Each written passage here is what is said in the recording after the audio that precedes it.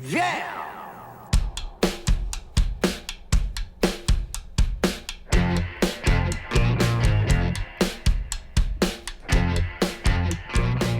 Hey, it's Josh Williams here again, and welcome to yet another bonus episode of the One Man Podcast.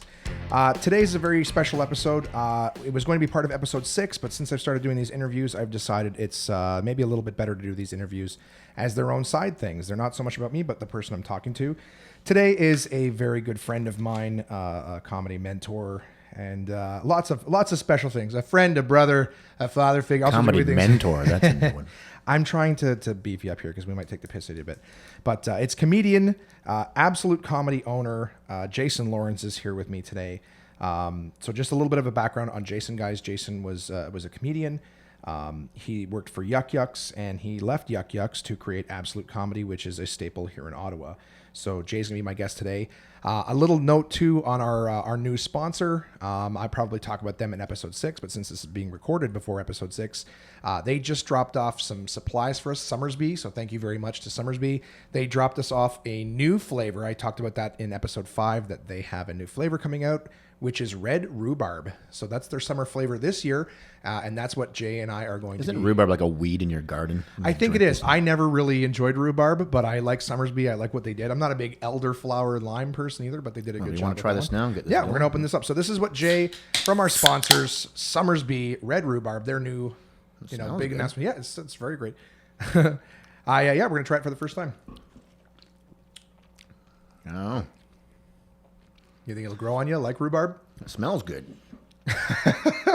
What about the taste? I like it. I think it tastes good. Yeah, it does taste good. I'm not a big cider fan, so. Right. It's one of those things you have to be in the mood for. Yeah, if you're one or try two it. of them, definitely. But I can 8 of those, you get like a wine headache. But I like them. Still, it's still delicious, very popular. Yeah. Summersby is amazing. They're a credible product, Summersby. Yeah. And available at Absolute Comedy. Oh, they As a are. You matter can of buy fact, them there during the show. Enjoy them during the show. So that's if you hear us slurping away, we are enjoying our Summersby Red Rhubarb, their new flavor this summer.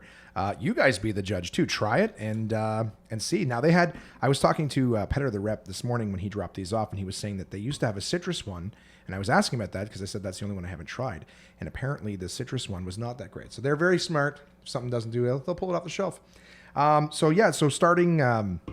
Like I said, today I'm talking to Jay. I've got a lot of questions for him. And because a lot of you, my listeners, are not comedians, this is the kind of interview a lot of comedians want to hear. Jason is, not to kiss your ass or anything, but Jason's a pretty big deal in the comedy world. He's created something very special at Absolute Comedy.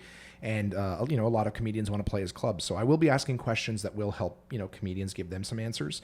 But at the same time, I want to make this interesting for anybody who's not a comedian, who's just maybe a fan of comedy or stand-up or wants to know more about, just sort of how the comedy world works. I know episode 1, somebody asked about that. So just know that these questions are going to be going back and forth from stuff that's specifically for comics for everybody too. So I want to start, because this is Jason's first time on the podcast, by asking you, Jay, how did you get into stand-up comedy? A lot of people have asked you about starting Absolute, but what were your beginnings in stand-up comedy? I think I just did everyone told me I was funny. I think it was one of those things. I think all those comics, although like comics say that they're told they're just funny in person, right? So I remember my aunt was one of the big proponents of that. She said, you should be a comic. I remember watching comedy on TV. I'm going to try this. I remember just my friends all bugged me. I put a little act together and did it on open mic at Yuck Yucks. So that was my first start was at Yuck Yucks on the old Albert Street location. Do you remember when that was? Not to put like a date on it or anything like that, but do you remember the year that it was? God, I can't remember the year, but I was 23 and I'm now 40. So close to 50. We won't out you for that. Yeah, I wasn't trying to make you say your age, but just maybe 27 years ago. It goes quick, eh? I think I still have the first check I ever got from Yuck Yucks, a $15 check for my first ever paid spot upstairs. Yeah? Yeah, I think that was. I remember, maybe if there's time later, I'll tell the story of the first time you gave me a paid gig at Absolute. It was. Do you remember the date? I don't remember the date, but I remember everything about the conversation. Maybe as we get more into there, I'll put it. I don't think it's appropriate to tell it now, but it's funny. So that's a while back. Do you remember how long it took? Because back when you first started, there wasn't a bunch of open mics. There wasn't multiple comedy There's clubs. one place I do comedy. There was at Yuck Yucks the Wednesday nights. Yeah. There's maybe about 15 or 20 comics that were doing it.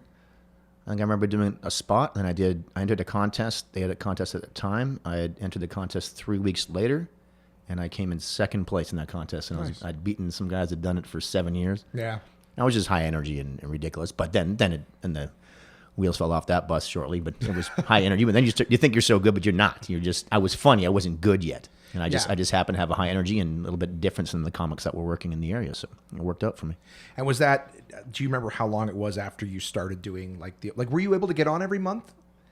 Pretty much, yeah. That's a lot of comics argue that there's not enough stage time, but I would get on once a month and still got good enough to tour and be a headliner. Yeah, I remember when I started, there was only Wednesdays, one Wednesday at Absolute, one Wednesday at Yucks. I'm sure there was open mics that existed, but I wasn't aware of them when I first started. I used to run 2 open mics.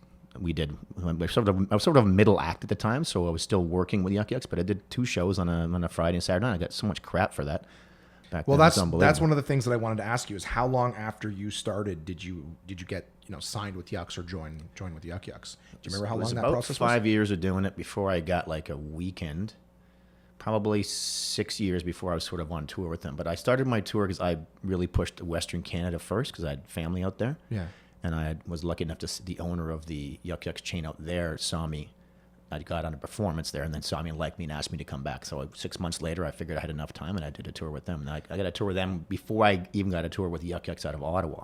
So a lot of times you got to go outside your own city to get recognition sometimes because they didn't like me here. He didn't like me here, Howard. Oh, no? Yeah, initially anyway. Now, when you said 5 years, do you mean 5 years before you were signed or touring or 5 years before you were getting paid work for I don't think, it was 5 years at least before I was middling, getting a paid. I might have got a paid spot maybe at 3 or 4 year point, but I was not really touring regular until 5 or 6 years in. Because I was going to say, I didn't know that. I know sort of how you started and stuff, but I didn't know that you were, that long before you were getting paid work.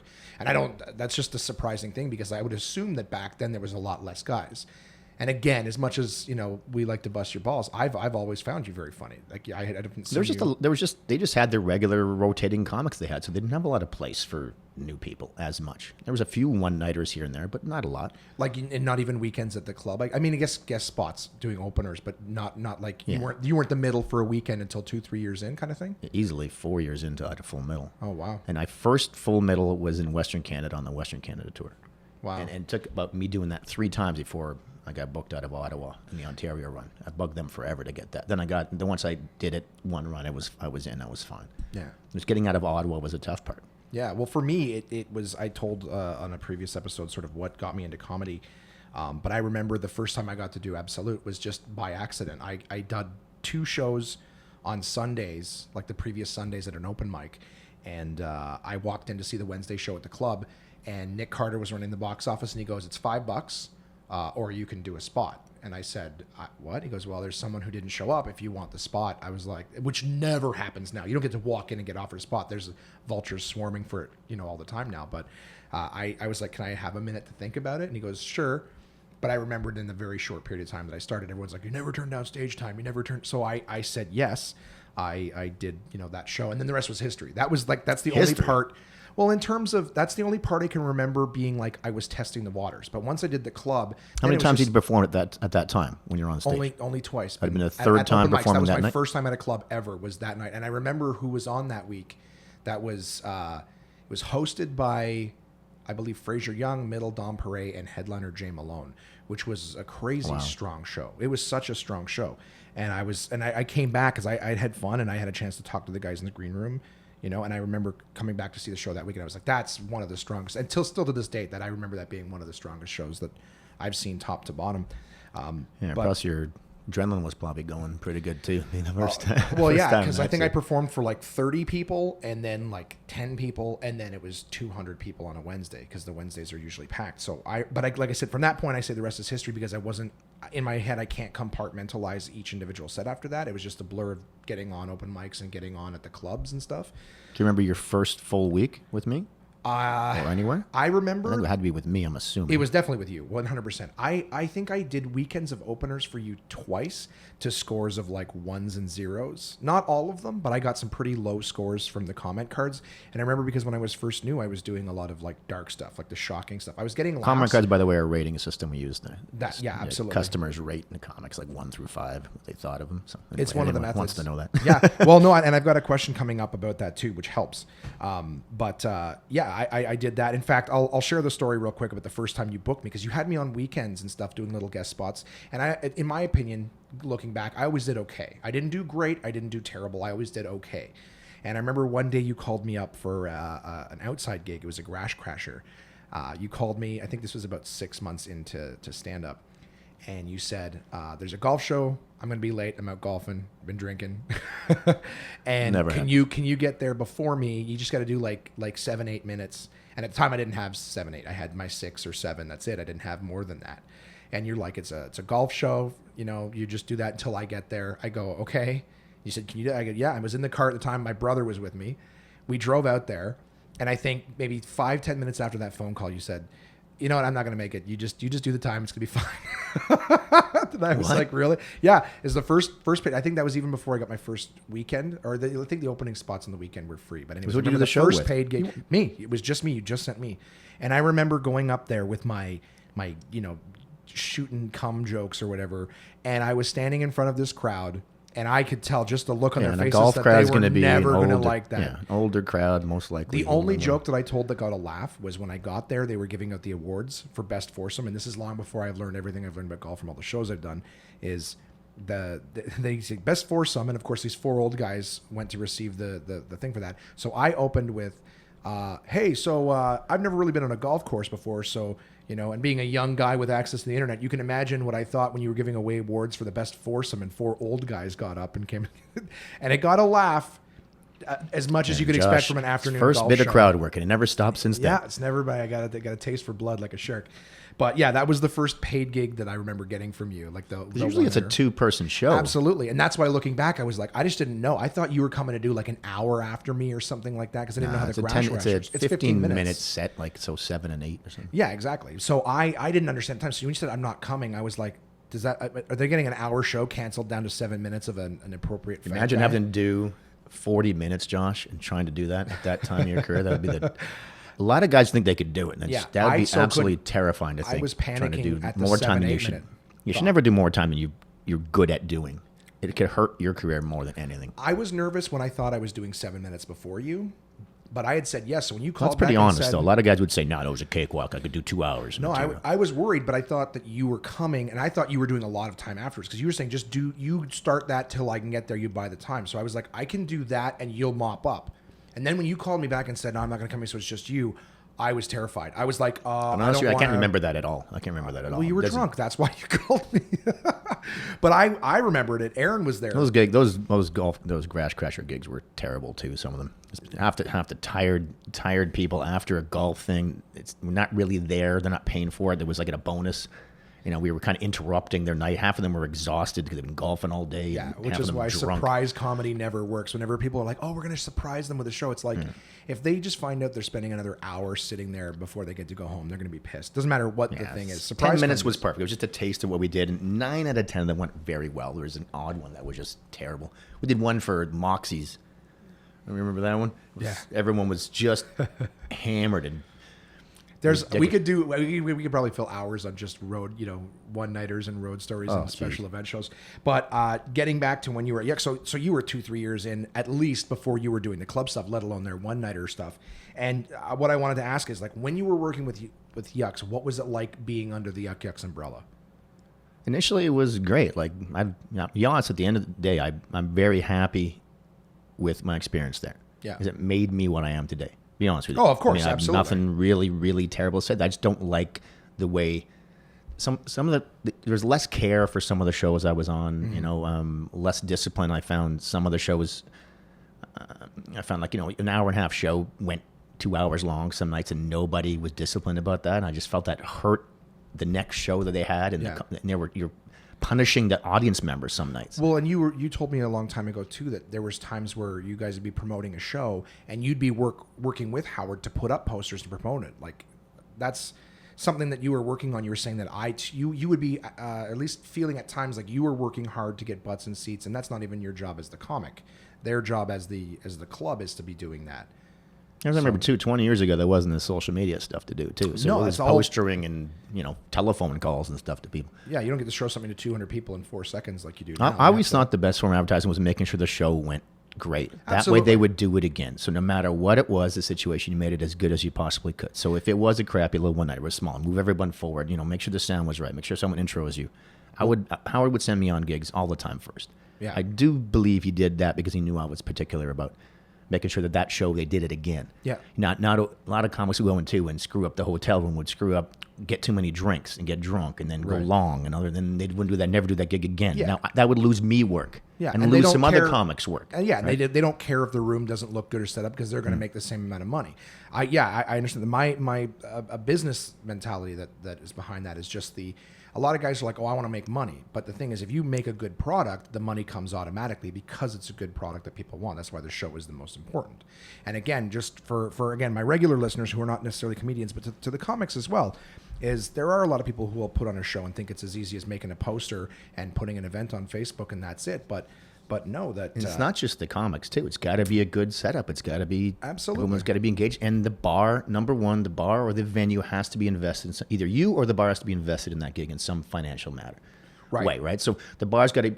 If it's empty, they're going to be suffering somehow. right. That they're paying something if you don't. So they care about making sure it's correct, that it's set Absolutely. up right, that And they're you want not it to talking, that the exist servers again. aren't, talking during the show when the TVs are on. They go, who gives a shit? The TVs are on. There's only 8 people. Who gives a fuck, right? Well, I've seen a lot of shows that were sold once, and they were so bad they never got sold again. So a lot of guys that if you see the show and you go, oh well, I'm already making the money. It doesn't matter whether it's a good setup or we do a good job or whether they enjoy it. You got to think to yourself like, hey, if they do enjoy it, if it is done right, it'll get done again, and then it's an easier thing, and then it's something that just Then happens it's more every work year. You don't for have you. to Then focus on the yeah. work at all. It's a well-oiled thing. It's a what's the fucking term in cell phones there? It's not reciprocal for the residual. It's a residual thing that happens. You don't have to work for it. It just keeps coming to you every year, and it's just one more thing that you do. Anyways, but that's a little off topic. So one of the things that you learned there was basically how to care and put on a better show. I think so. Because they did do most of the shows I did were pretty good. You could know the ones that went well were not just a fluke, all right? Because they're the same exact comics, 3 shows, right? Why did this one destroy, but the other one we didn't go well? Because the crowd wasn't right. The sound was terrible. Something went wrong. The intro wasn't right. They were tired. Something was up. Right? And you'd be asking those questions to yourself afterwards. That's the thing too. Is a lot of people are just like, they'll shrug and maybe it was the crowd. But sometimes you got to go, hey, well, what am I doing that's affecting it? Yeah, plus in my career too, I worked other places too. That's what I was just worked gonna other ask, one-nighters. I worked throughout the United States too. I worked in Buffalo and in Well, New were you York doing State. anything else to support yourself during were at the time? Like, were you working a day job? Oh, Were you I had working like 4 part-time jobs. I did a lot of jobs so I could do comedy. Right. Right. So I delivered newspapers. Everyone, my friends, oh my God, my friends would make fun of me, call me a paper boy.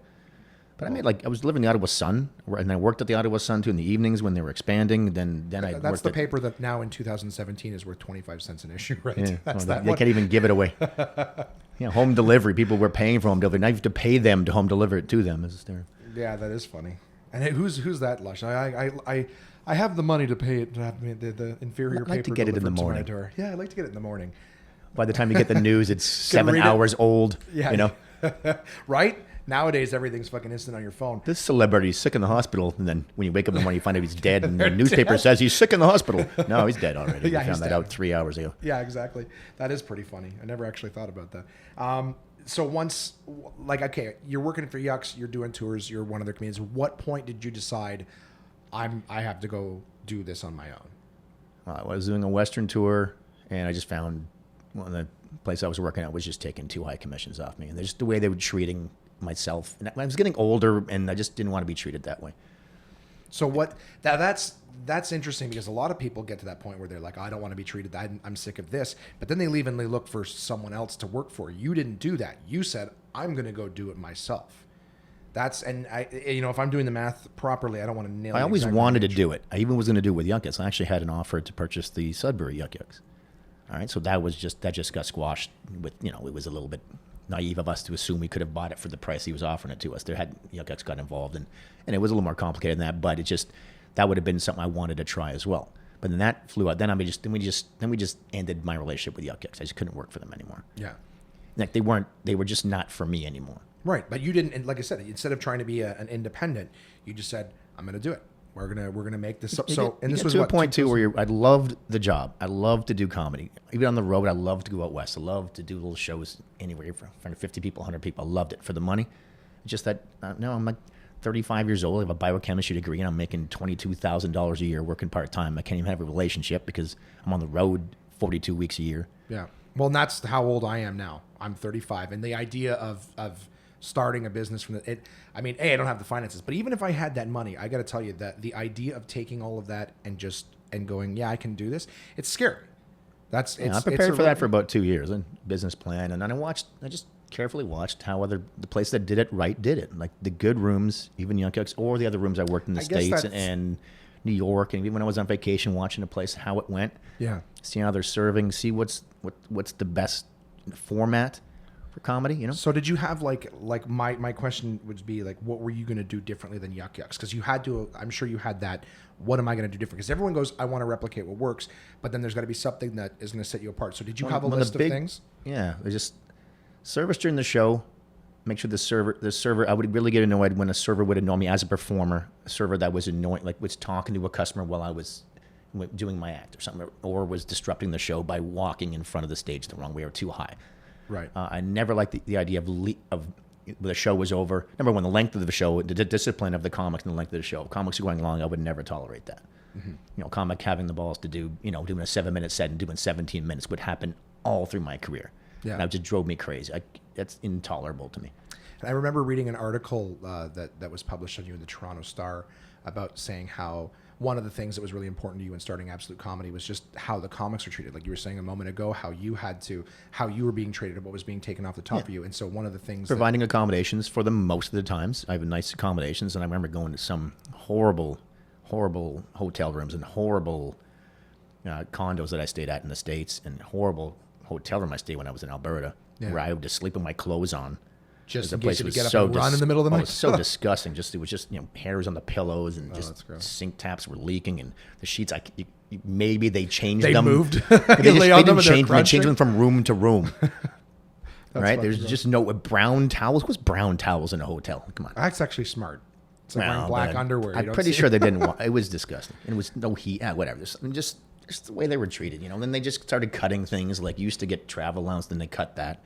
Well, in that article in the Sun, you were saying how you were going to do shows at Yuck Yucks in Toronto, and they didn't even put you up while you were there. You were sleeping on couches. I would sleep in my car some nights. Yeah, that's what they said. They said you slept in your car in a parking garage with them. And that's the thing too. Is like when you're a professional, you're a Canadian entertainer, and you're treated like, I don't know.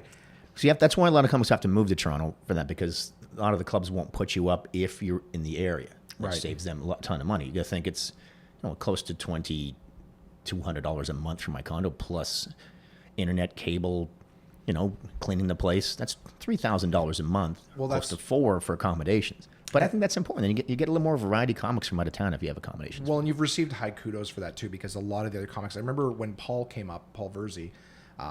He was mentioning how he was really against the idea of staying in the condo, because I guess just everywhere he's been, and he said flat out, he goes, you know what? In all honesty, I've done a lot in my career, and I believe I'm at a point where I deserve to stay in a decent place. So I don't let a lot of comedy clubs put me in their condo. I ask for a hotel.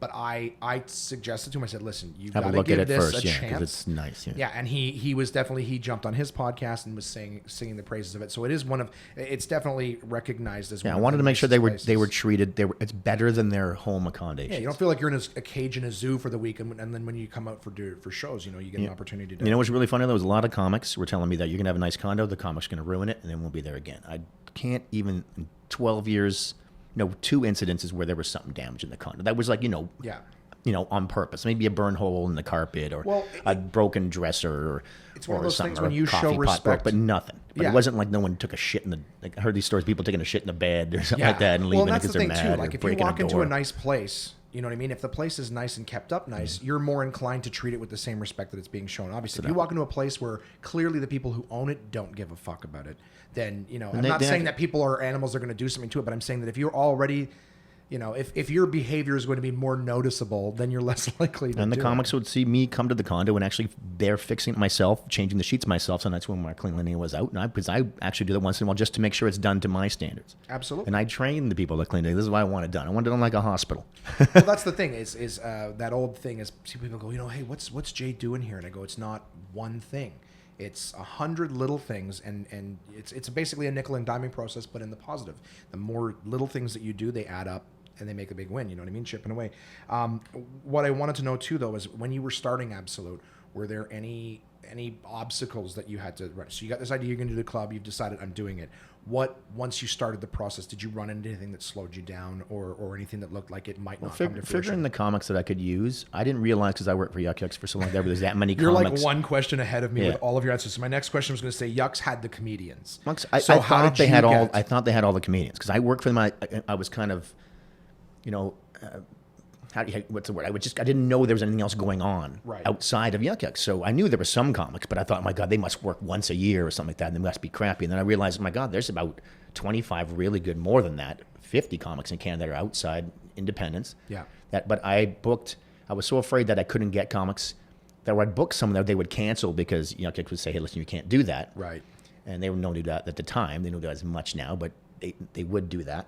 And to give context for the listeners, on the drive to work in my club, they would call them and tell them, and then they would not show up for me to work. And I have no headliner. Yeah. So I booked some guys I knew for sure. I booked 4 or 5 guys I worked with. I knew were independent. Then I worked about 15 comics out of the States through an agent in the U.S. Yeah. So you guys know, Yuck Yucks basically has an agreement with all of their comedians that they cannot work anywhere else. So talking about being with Yucks is not as simple as like, oh, they give me work, but it's to say that you're with them and you're with no one else. So the idea is, if you open up a comedy club and the only place that people know is Yuck Yucks in Ottawa, and Yucks is already across the country. So we're not talking about you're opening up across, a restaurant across from another restaurant.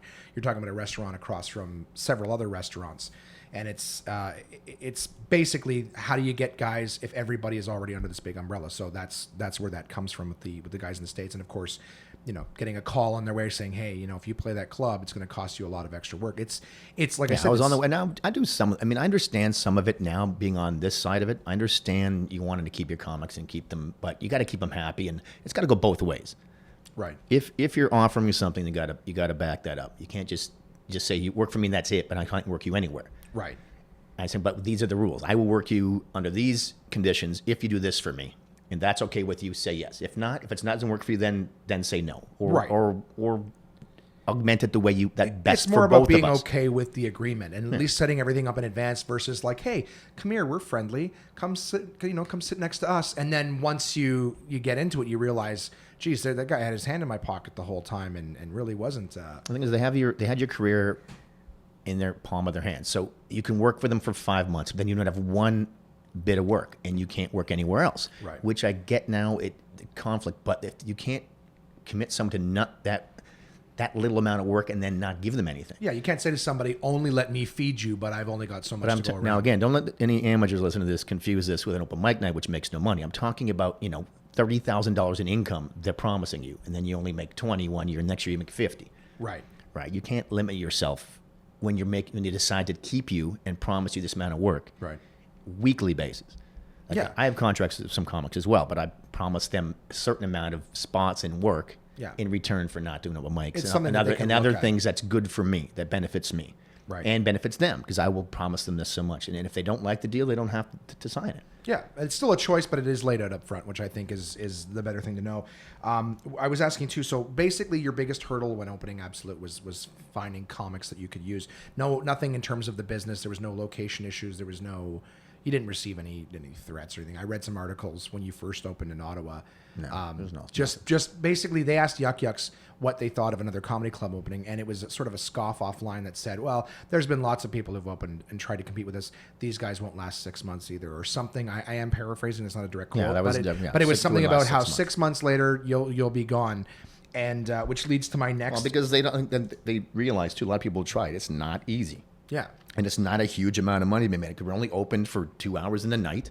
It's not like a restaurant that can do lunches and dinners and breakfast if they want. We have make our money within 3 hours in a night. Yeah. And usually Friday, Saturdays, and the Monday nights. Other nights are bonus nights for the comics, not for me. I don't make a lot of money on the Sunday, Monday, Tuesdays. Those are extra nights for the comics to pay them and to get extra spots and work for the comics. Absolutely. The weekends where I make my money. That's why most of the clubs you'll see just do Thursday, Friday, Saturday nights. Well, it's almost like we've discussed before, not on the podcast or anything, but just generally speaking, like if you only have, let's say, just for a round number, 500 people who are going to come see a show in a week, do you want to stretch that out over like 5-6 nights, or do you want to have them come Friday, Saturday, where you're paying servers and electricity and all that stuff? So the idea is the more people that are coming out, the easier it is to spread that. And a lot of clubs they don't have enough people to keep them open 7 nights a week, which is something that I'm going to get to in a second because.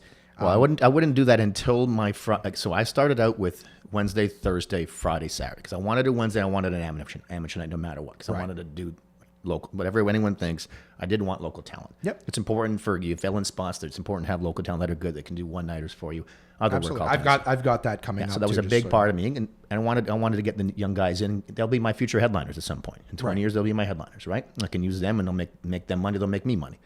But I only had one show Friday, 2 shows Saturday. I thought I could do that to start, and I did. Once they were full, then I added more shows. That's right. So you basically don't go 7 nights a week right away because you're going to just spread all your efforts across those days. Yeah. And I know when I'm sold out Saturdays, there's options for the other days. I can give away other days, and they just become busier because the weekend is busy and it's full. So they're sold out. Oh crap! So now now they got to find an alternative so they can have another Sunday show maybe. Full. Yeah. Yeah, and now obviously that was a build. It's now open 7 nights a week.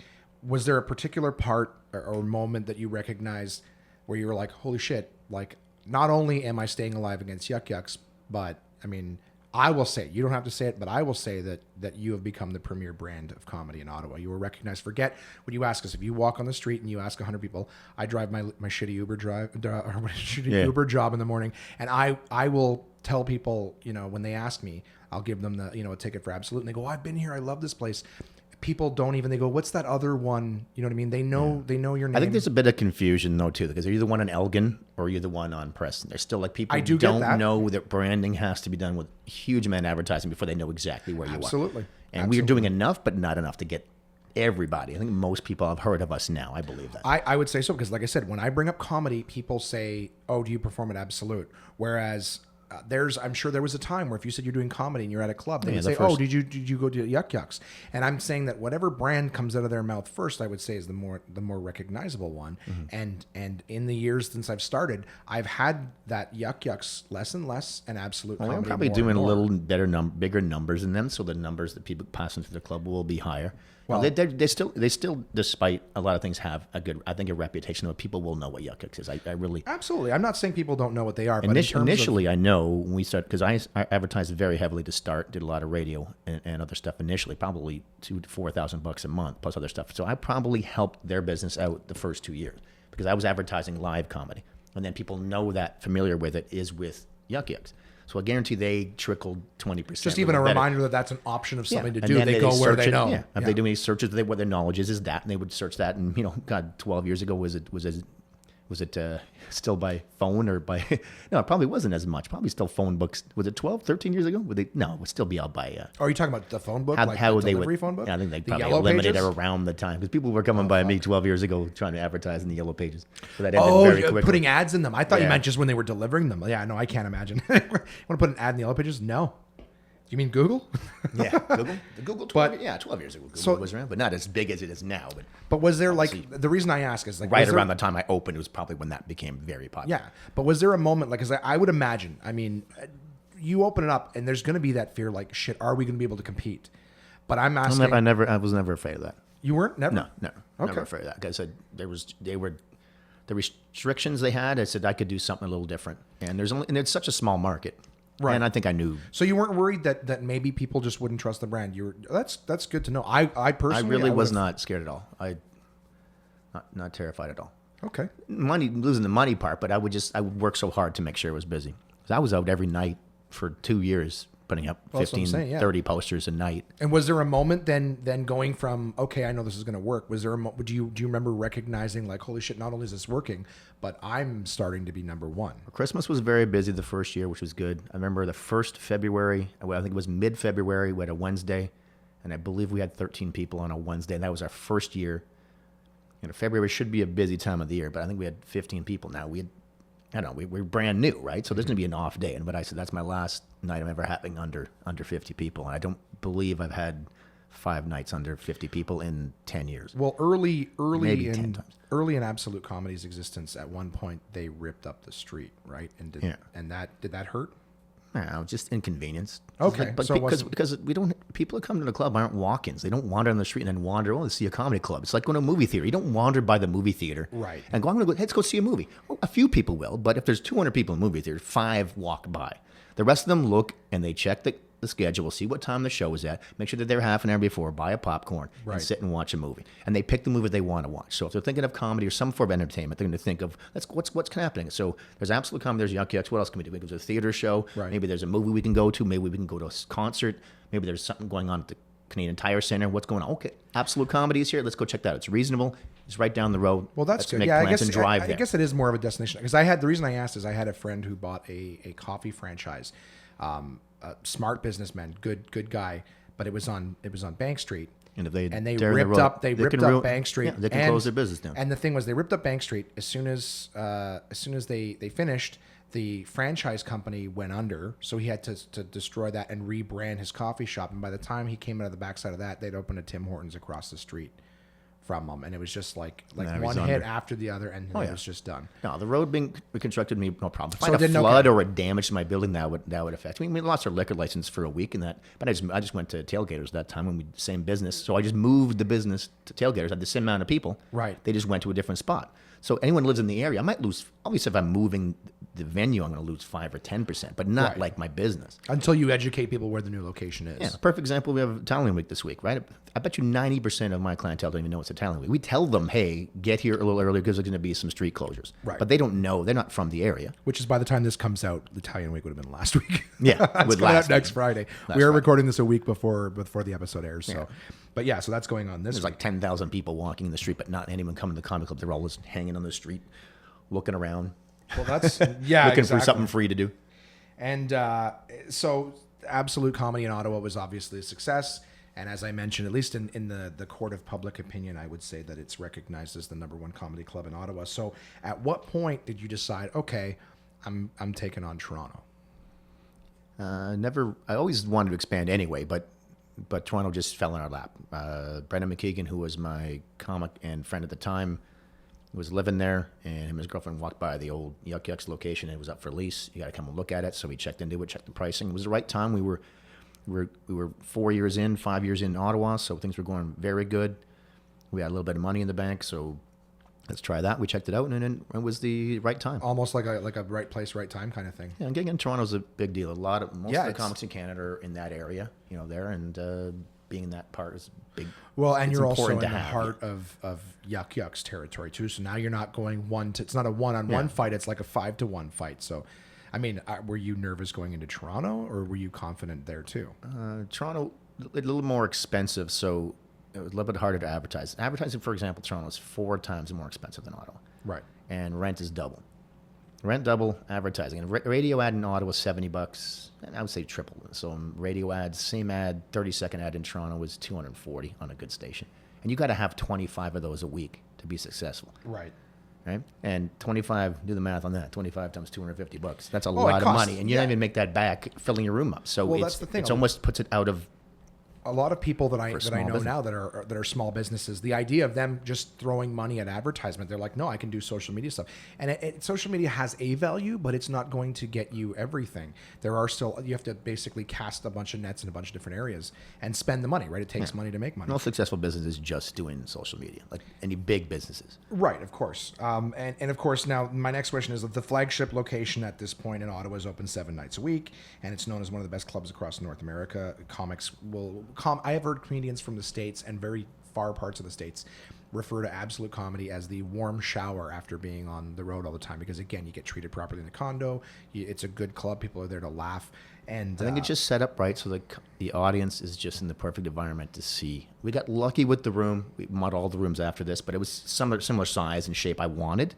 But it was just a good sound and a good feedback in there, and just intimate. And I just think their experience is 15% better than other places because it's just a better room. Yeah, well, you don't have to. I mean, it's done right, so the work isn't all in the comic on stage too. Like I was saying, Yeah, if you do bad here, that joke's bad. On Yeah, a it's good pretty safe night, to say. average night, like there's crappy night. Everyone has a crappy night, right? So the crowd's not into it. They're tired. Something's up. a lot of the excuses of chatting. the audience being to blame are kind of gone at Absolute. Instead of being like, well, they were spread out, they couldn't hear me, the server was talking, all that shit that people can blame when they Nice that set is now intro. gone. Everything's right? And Absolutely. And now, of course, there's not just Toronto and Ottawa. There's the Kingston Club, which is the most recent, and it's building momentum as well. So I would just wonder, 3 clubs in and obviously having success success with all of them. Would you where would you want to be next if you were to open a fourth? I know that that's still some time, but Yeah, the next club, if I do it, it'd have to be a franchise. I think I'm stretching myself a little much. Yeah. For clubs to do it, I'd definitely help someone who would do it, and but I think where would you if want them? So franchise or own yourself? Do you have your eye on a city? I would love to be in Montreal, but there's 2 other clubs there right now, so that'd be tough. We'll see. Right. And I wanted to ask too, because you have 3 satellite. I'd love rooms. another one in Toronto, in and around Another one in Toronto, Toronto? the Toronto area would be great, because then we could split advertising. That would be the biggest financial help. So for everything, us. yeah. So we got like the 2-hour drive intervals too, because we're Ottawa, Kingston, Toronto. So maybe on the other side of Toronto, you think maybe like still in Toronto, you think not like a London, Ontario kind of thing. It's No, like, in it's the Toronto small. in the Toronto market area. So somewhere where Hamilton-ish? we are, where we could hear the radio ad within an hour of 45-minute drive of Okay. that club. So east, west, south, somewhere. Who knows what happens with that? But a franchise is probably the best bet, because like just investing in more into that, and $20,000 a month rent would be crazy. Right. Now, getting into Quebec or Montreal too is difficult, because there's different liquor laws. There's all kinds of stuff, and you have to have. I couldn't do that myself. You need somebody there to do that with. Right. Well, I mean, that's why. I mean, the head of McDonald's can't be there fucking every day, checking everyone, teaching every fry cook, whatever. But you also have satellite rooms here in Ottawa. You have 3 of them. You have the Tartan Pub in Orleans, you have the Velvet Room in Canada, and the Clock Tower in Westboro. So I was going to ask you, like, I mean, obviously they're great rooms, but what's the value of having these rooms and not just expecting the people to come to the Preston Street Club? So what's the value in having satellite rooms versus just driving the business to the core club? I mean, really having those rooms there off nights is a good thing and a bad thing for me. So it's a tough call for me, because I guarantee you a room being out there is going to take a person out of my room. But they might go more often to comedy if it's closer. Right. Plus, it's more work. The major thing, it's more work for the comics. Comics are getting extra quality work, and if it's done properly, it's Absolute Comedy's name is on that. Right. And they can only go at Fridays or one night there. Then, hey, listen, when I'm at Thursday, we don't have a show at the Velvet Room, for example, but Right. we'll have to go to Absolute Comedy downtown. Yeah, so these are like some of them are I think Clock Tower is once a month, Velvet Room is twice a month, and the Tartan is every week, but Every it's on a weekend. Monday. On a Monday. So yeah, so okay, so that's basically it's almost like With a someone live to- advertisement of Yeah. what we do. It's a sample sort of out Of in what we these- do, yeah, and it's not the full show we do. The rooms are good; those 3 rooms are very good, but there's no way they can compare it to seeing a show at my room. At the club, at no, the club room. absolutely. Yeah, it's gonna be much better there, better experience, little stronger show. I look at them but like it's little still a state good fairs. show, and you don't have to drive. If you're in New Orleans or you're in Canada, you don't have to drive. That 20-minute drive into town, and you can see it for a similar price and still see a good show. Yeah, I look at And- them like and, state it's- fairs, right? Like you can't make it to the big amusement park, but there are the little fairs we can jump on Yeah. a ride and go. You know what? Just That still was hope- fun. Maybe yeah. we should try to go to a big one. Someday. Hopefully you'll want to do that. But again, how many of those could I do? 3 of them probably, and maybe be able to do one south. That's about it. It's like arguing at some point there's going to be too many of them that I'm going to lose business at my club. Right. Because now there's so many different options everywhere. There's not, it starts to Costco become won't open diluted. another Costco across the street from a Costco. They'll open in other parts of town. Look where they are in Ottawa. That's my perfect example of where Right. you could have a club. There's one in Orleans. There's one south. Now there's just one open in Barhaven. Yeah. Right? There's one But they in are Quebec different side, sects of the and city. there's one in Canada. Yeah. Right? The one in Barhaven to me seems very close to the one on Maryville, but it's still busy. Mm-hmm. So do you think when they opened the one in Barhaven, you think they probably lost 20% of their business? They definitely did. I actually talked to them about that. They lost a lot of business. I remember going into the month after it launched going, wow, this place is really good But today. the one in Barhaven, do you think they're taking any business from Canada or from Orleans? They might lose think they're- 5%, 2%, but they're not losing 30%. Yeah, Canada, I can't see it. They're both sort of off. You jump in Barhaven, you go on the 416 or whatever, you're going to break off and go towards Canada. If you live anywhere near Greenbank or Woodruff, you're going to just drive straight down towards Maryville. So I think I think both can. I think, you know what, they probably did the math and said, you know what, we can sacrifice a little bit from each store and gain new customers who aren't willing to drive those extremes to shop at Costco.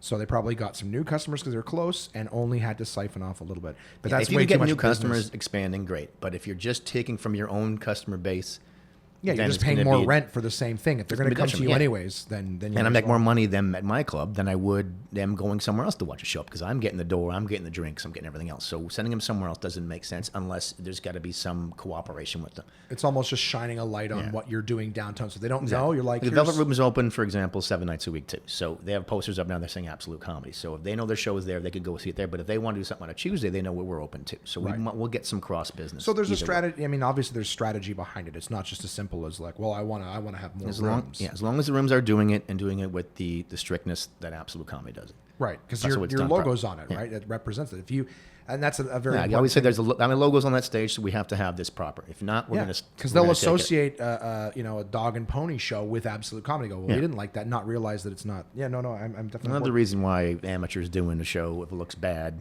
and they mention my name on it, Absolute Comedy. Right. I don't want them associated with working for me.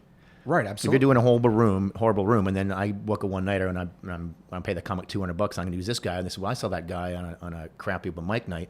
Yeah. He did horrible. Why are you booking me amateurs? No, I book Yeah. professionals. It was a free show, and they That's bombed. why I don't. That's why I don't like the guys, like guys working like really crappy open mic or shitty Mm-hmm. rooms. They can do yunks. They can do paid good gigs. Well, it's a But they- reflection of your abilities. It's that sort of. I remember one of the things that you said to me early on was when I was doing open mics. You said, "What'd you get paid?" And I said, "Nothing." And you go, "Well, now I know what you're worth." Yeah. And it's true. If it, I'll use this metaphor very quickly because it is sort of a different topic, and I want to kind of wrap Because I could up. pay the same thing for the same show at my place Well, now because you got nothing for that one. Well, it's not the same. No, it is. It's like going to Walmart, right? I mean, Walmart has a reputation for giving away things at the cheapest cost, right? But when you go and look at a TV in Walmart and it's $300 and it's Magnaphonics or whatever it is, Sony or whatever, it's not a real. It's not not a brand you recognize, but they're selling TVs for a cheaper price, but you know that those TVs are not brands that you recognize, not brands that you trust. And Pioneer and all the big brands are not Sony, going to give Samsung, their yeah. products to Walmart, right? Because Walmart's going to sell them for nothing. And then a big box store that's specialty or whatever go, well, we don't want to sell your products here. And they go, why not? It's because you're selling them at Walmart for nothing. So why am I going to pay you more and know that all of my customers are going to go somewhere else? Or for they'll it? get the lower versions of that product. So again, Exactly. the low end Samsung, So you know 300 that level rather when than you the want- 5,000 level you'll get at Best Buy. The higher Exactly. the- The what did the fuck? Samsung. That's Yeah. the brand I was trying to think of. But the whole idea is that you know that if you want a high end thing, you go here, and if you want a low end thing, you go there. And if somebody wants to be paid as high end, they can't go giving themselves away for nothing because then you get associated with the low end. Or why would someone else pay you as high end when they know you're giving yourself away as low end? So, anyways, that's sort of one of the metaphors I've used. Now, I wanted to ask you two quick things before we do the quick break. I want to know if you can remember any particular high points, just any throughout the course right now of when Absolute Comedy started to where you are now. Do you remember any particular milestones, just parts where you were really proud, anything that really happened that stands out, that when you're thinking back of what you've done so far is something that really stands out for you, besides mentoring Josh Williams? And One day. Big deal for me was when Yuck Yucks opened across the street at the Prescott. And I was doing one show Friday. I went to 2 shows Friday, and I sold them all out the whole summer.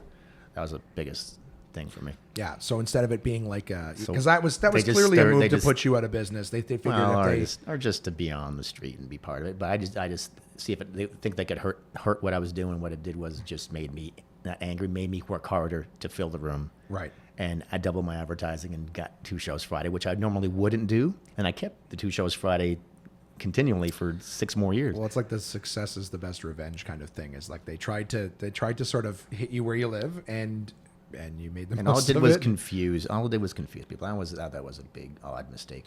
Now that being Because said, I remember that period of time when people would say, "Oh, do you perform on Preston?"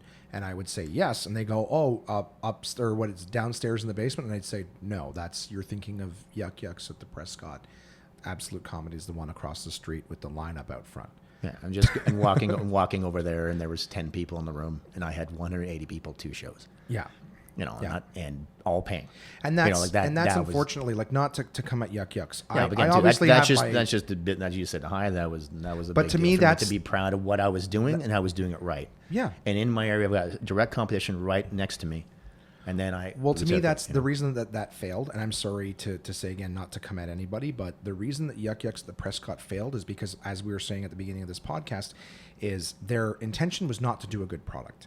Their focus was to try to compete or push their logo. I don't know if that's true. I think they wanted to do something just to be in the area. I think Maybe it is, but I'm saying the focus was not, hey, let's put out the best possible. The product was, how do we get involved? They weren't focusing on what they were doing. They were focusing on what you were doing and trying to affect it. Whether it be, obviously not, they're not trying to affect you why would positively, you? but whether Again, the result. the Costco. Why would you move or expand a place that close by Until you're when full yourself. Other full there, like completely full, off the nuts chart, off Yep. off the chart's like so full all the time. That's open somewhere else. Yeah. Right. And that's when I did. And that's what I'm saying. They're not focused on their business. They're focused on your business, which is nice to know that there's, and that's not, you know what, there's a question I meant to put on here. Actually, you think about it. Well, yeah, there's a question I meant to put on here that I forgot, and was to say that, I forgot it 2 seconds later. My brain's mush. My listeners know that from time to time, but yeah, no, it's gone. If it comes back, I'll think it was just there and then it was gone. It'll come back.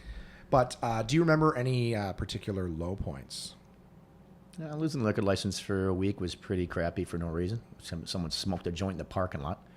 Right? We have to monitor our parking lot now. That was just some asshole guy from the LCBO, or sorry, AGCO that just was coming by and was just bugging everybody. He gave away three warnings or 3 suspensions that night. Myself, Heart and Crown got one for 2 weeks. I got one, and a couple other things. He was just on a mission to penalize people for nothing. Usually they more like tell you what, hey, be careful, don't do this again, or else. Right. And they give you a warning. But that was just a nonstop thing. Anyway, that was just crappy and embarrassing. Right. And that's when you moved it to Tailgaters. For the week, yeah. And ended up and we did some renovations. It worked out, and we got lucky. We got to pick our week, right? Yep. And that was pretty crappy. They let you pick the week that you're closed. Yeah.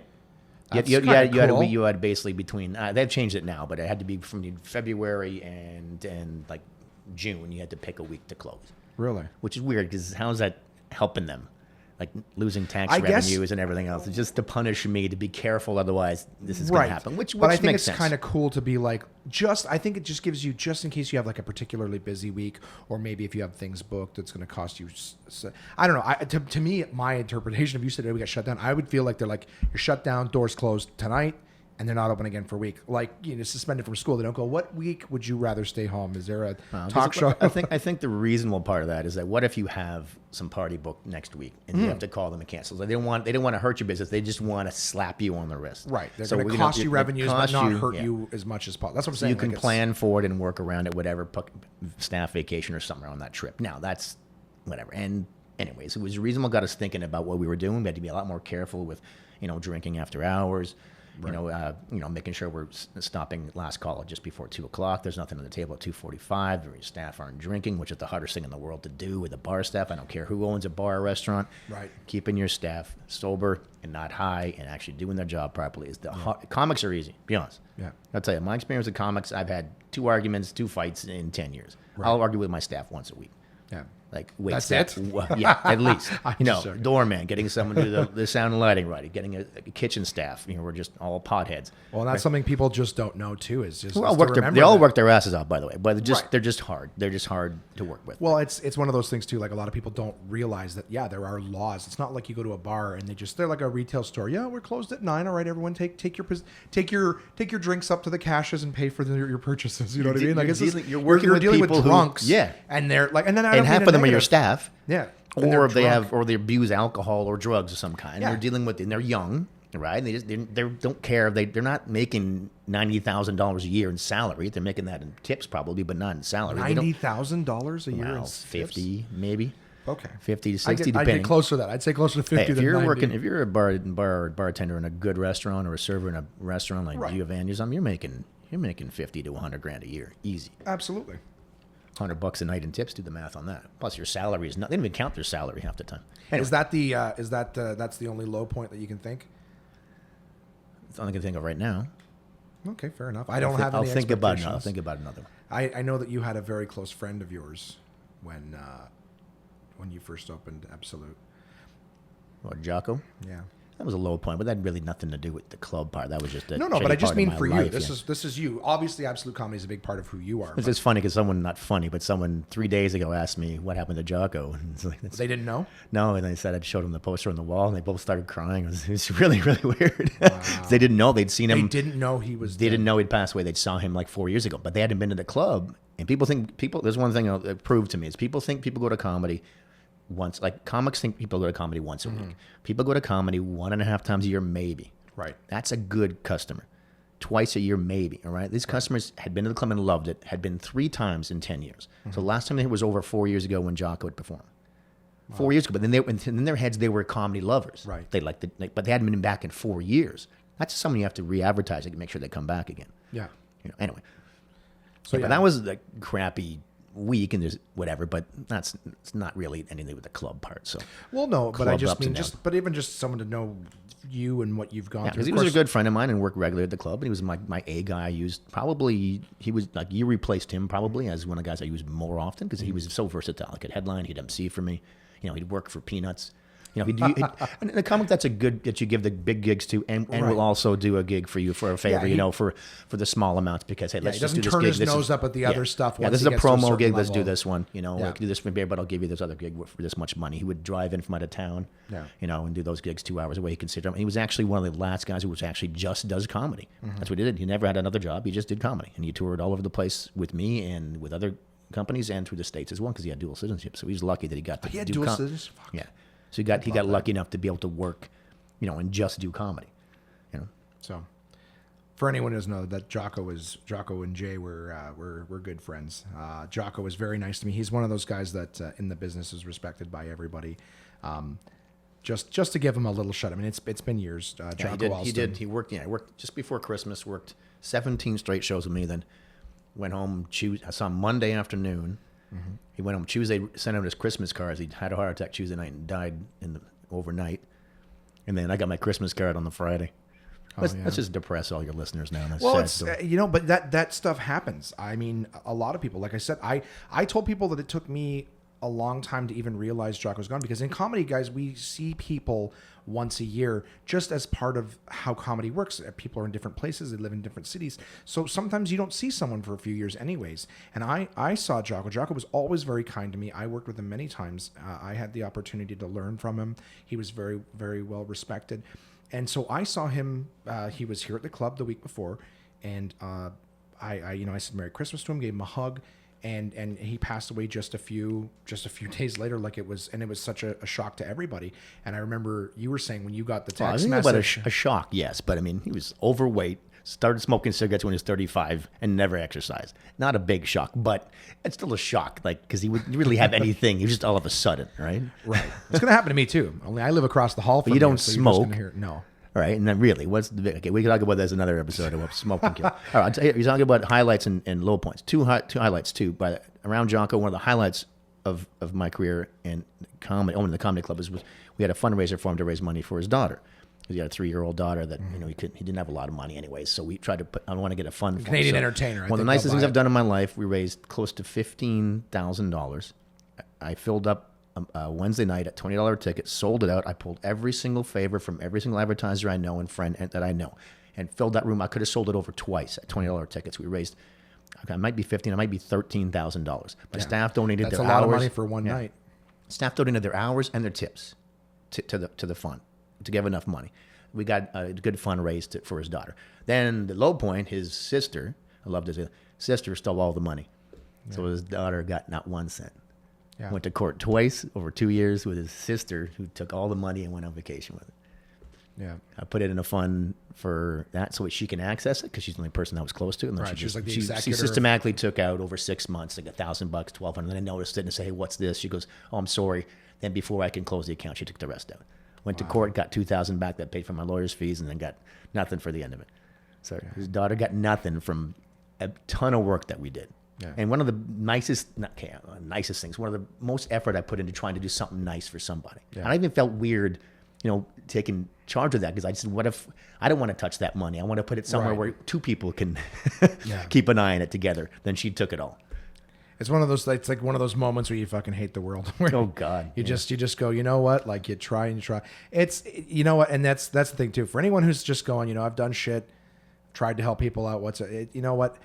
If you have any believing in the afterlife or anything like that, at least he saw what everybody tried to do, and at least you know what. And in all honesty, everyone in the everybody- community saw what everybody everyone did. tried to Yeah. do. His friends, So- you saw who his friends were. You saw the staff, how much they liked the guy, Yeah. and how much they liked me as well for doing it with me and trusting me to put this together for them. So that was cool, But at the end of whatever. Well, yeah, but like I said, if anything else is just people knows. Let's put it this way: maybe someday something will happen to somebody else, and people will know that you're the right person to spearhead something for afterwards. It's like everything else in life. You live and learn. Jay, my heart's going to explode, and you're going to have to do this for me and my family. So I believe in you. Don't give the money. You get a crane to don't get you give out the of your money to room. Jocko's sister. Okay.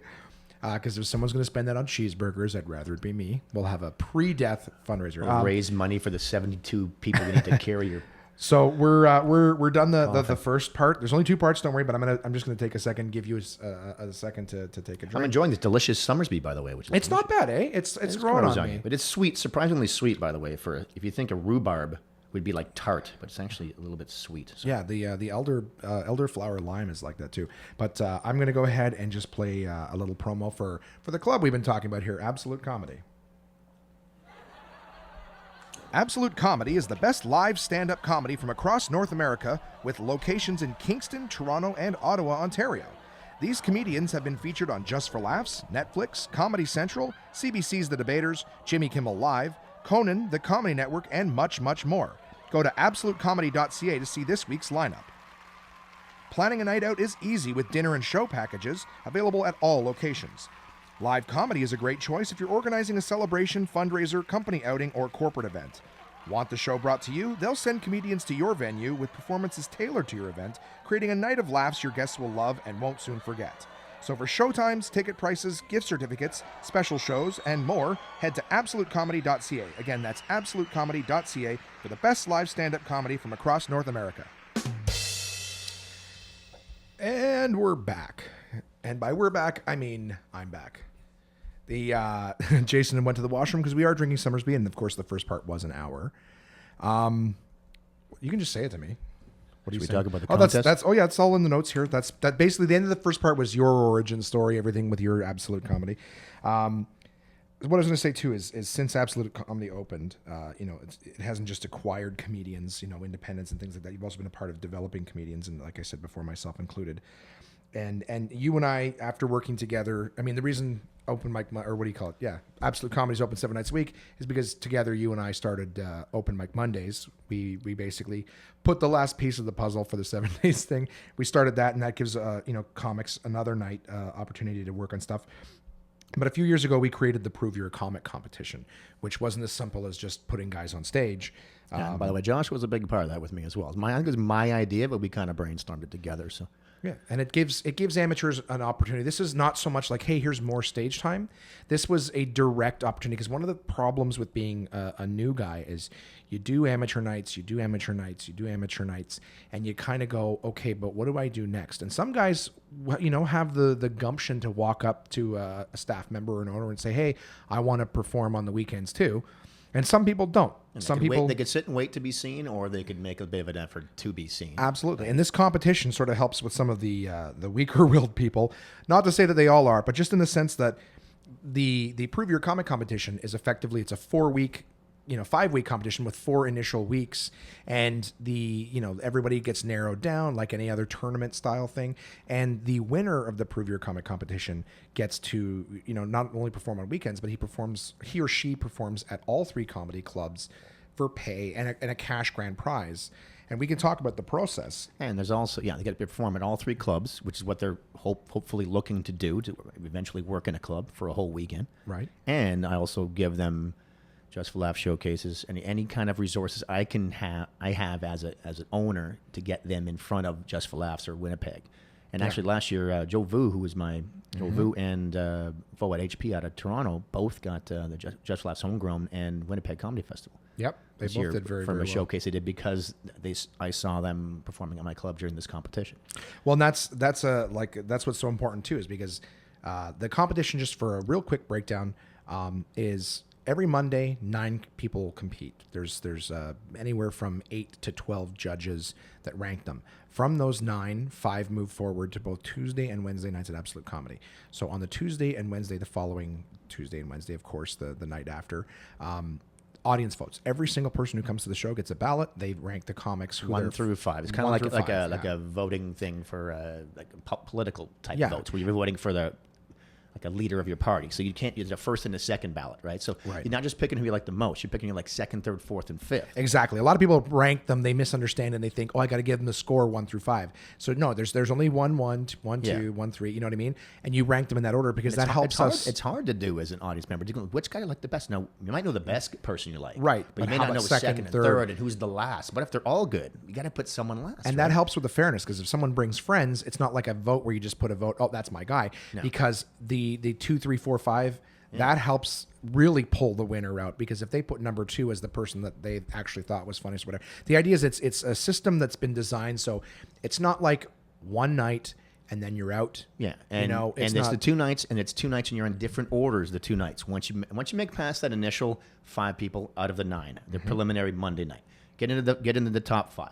That just eliminates half of the ones that are ready to do this now. Well, and one of the biggest values. So let's say you don't even get past the Wednesday, at their level, to be able to do 3 shows night after night at absolute comedy, in a competitive environment with structure and, absolutely, and someone be able to listen and talk to you afterwards to watch and make sure hey, watch this, try this. Absolutely. And each week the person who scores the highest moves on to the finals. So there's 4 weeks, 4 finalists. There is a 5th position available, which is the wild card. So while the audience picks the 4, Jason, other staff members, audience responses, all that basically dictate who that 5th is. So if anyone really shows merit but of course didn't get the votes, there is a 5th spot open. Sort of a house pick, like my pick, who I like, because I'm going to be at all the shows too. I'll be watching all 9 preliminaries. And Jason sticks around after each show and gives notes to the amateurs. So I'll sit with the judges who are willing. Like usually, most of them will sit and we can chat and just talk. If you want to hear it, if the comics want to hear what we think, if they care, maybe there's something you hear that's great. Maybe there's something that.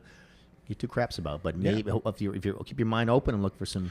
Well, I'll try to be positive too and say, listen, this is what worked well. This is what's not going to work. Right. In my club. And the thing too is a lot of people don't understand this, but I mean, comedy club owners can't be there all the time. And even if you ask them to be there, they can't be. I think we've illustrated in the first part of this episode that you've got 3 clubs to run. You've got advertising, you've got comedians to book, you've got, repairs and things like that. You've got a lot of pots on the stove. So when people are like, well, why doesn't Jason come and watch my set? I'm like, well, think of how many hundreds of comedians he has. How many people want him paying attention to what's going on with them specifically? So this competition, another really special thing about it, and of being able to sit down with Jason afterwards, is the fact that he's going to see your performance. Plus, I'll bring some other comics with me too to give you an advance to watch you and actually take notes through the whole set. Watch that and give you specific notes. Yep. On what, hey, maybe stand this way or watch this joke. Maybe this line didn't work. Yeah, it's a very valuable resource to be able to actually sit down with the club owner, regardless of what club it is. Because keep in mind, these are the people who are going to give you the work. So if someone says, here's what I want to see if you want me, you may not win this competition. But if the person says, here's what I liked about you, here's what I didn't, and here's this what you could do if you want to go forward and work on this over the next 6 to 8 months. Mm-hmm. And I would also, another thing too, saying the competition or not, a lot of comics that hang out too. One of the biggest complaints I have is new guys who never stick around and hang out and talk with actual professional comics.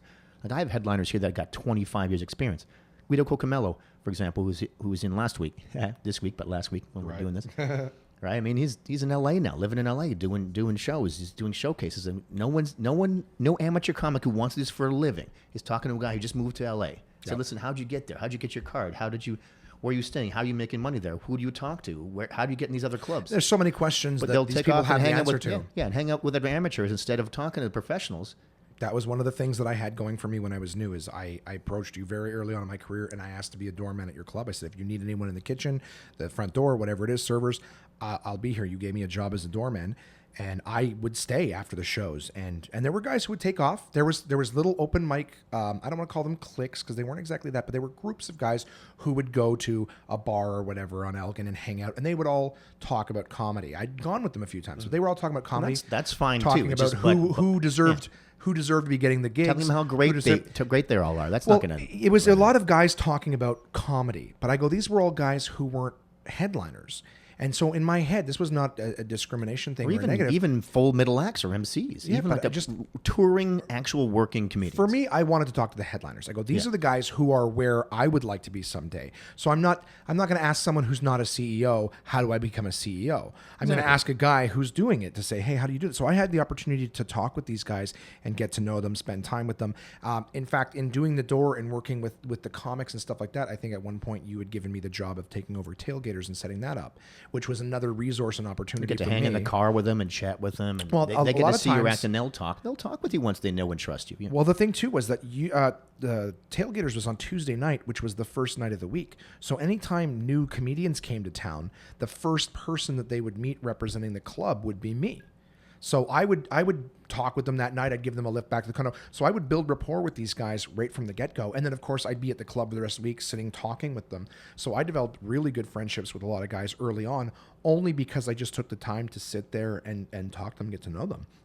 So I say the same thing now when guys will do an open mic Monday and they'll say, hey, I'm going to take off because I got them to try to get on another room or whatever. I go, well, you can do that. Or if you want, you can talk to some of the other guys on the show because we have so-and-so here. Now, open mic Mondays, you're not going to have all the biggest headliners. You're not. But they're other coming by nights, the club and hanging out. Tuesdays and Wednesdays, they're there. As soon as the show's over, they're gone. Yeah. And we sit and chat with the headliner and have a beer with them. And, see and what's these are going on. Go, resources that cost you nothing. Yeah, absolutely. They cost you absolutely nothing to ask questions. But knowledge is power. The more you learn about the business and what's going on, the more you can grasp it. You're going to learn something from your doctor who's just got out of med school or a doctor with 45 years experience.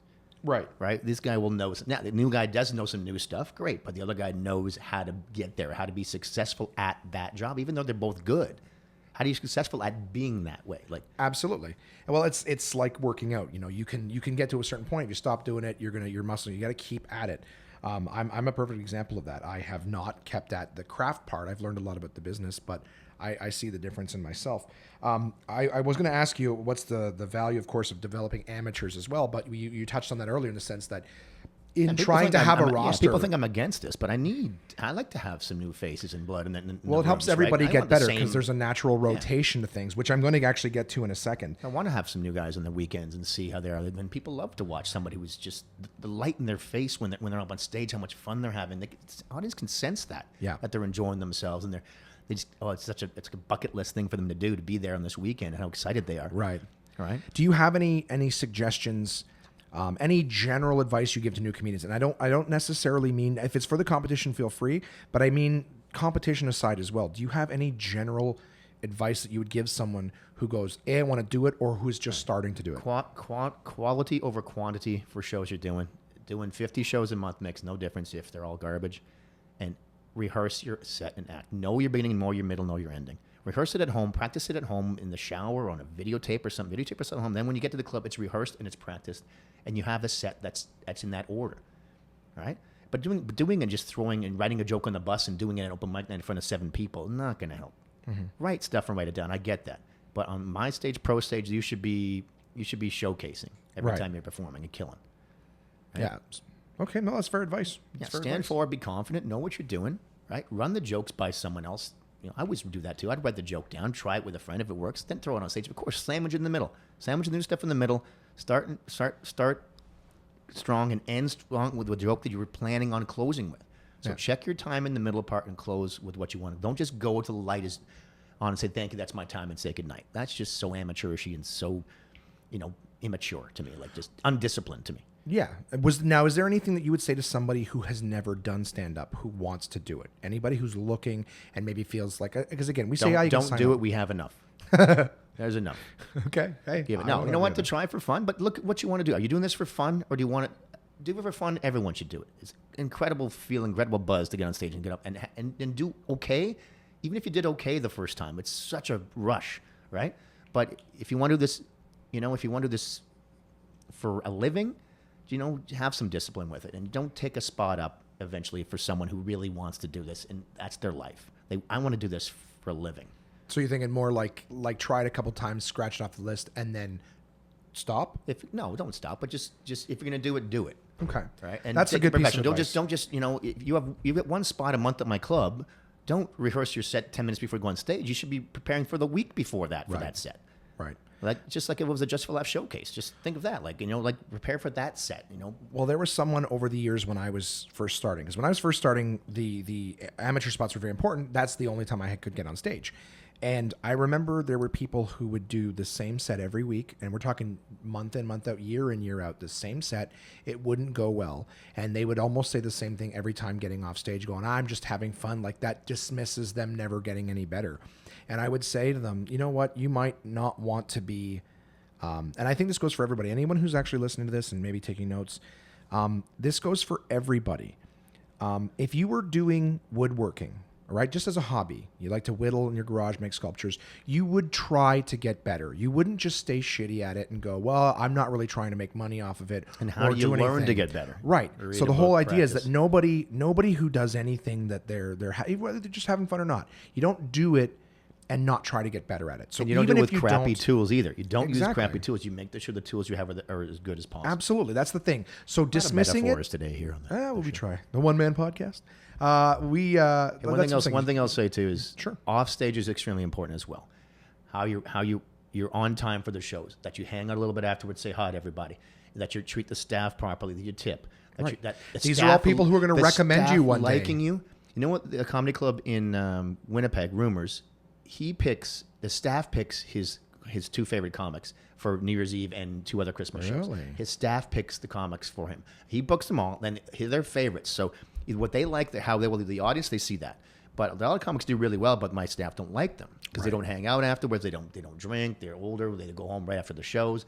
But hanging out a little bit. You don't have to hang out for 3 Well, hours. and get likability is drunk. important on But stage, so just it's important off stage. Be as well. genuine to them, courteous as you walk in house, everything. Know the names of the staff. Why not? Yeah. At any club you're at, any club you work at, say hi. How you doing? Well, How you anyone doing, you've Martin? met 5 or 6 times, I know a bunch of people who go, you know what, I've met that person over and over and I over don't know again. who They his never name is." remember Yeah. my name. You know what I mean? What's that comic? I don't know. What's his name? Is it of comics that have been on for the Yeah. whole week and my managers even know they're on the show? And people remember being slighted like that. They don't necessarily go, well, what a piece of. But you remember, you go, you know what, I've met that guy 4 times, and obviously I'm not important enough for him to remember my name. Jay Leno would do that. He would every club he would go into. He would know all the managers' names, all the servers' names, all the doormen's. He would say, "How you doing?" He would write them down, and whoever And he it did makes a memorize them, difference. and they go, "How you doing?" And they would just go, "Oh my God, that's Jay. How does he remember your names?" Well, 'Cause he took the time to care about it. You do that too occasionally. You'd be like, hey, who's a guy I should use for, or who's someone I should use for, and when people go, oh, this person, I like this person, they'll recommend the people that they like.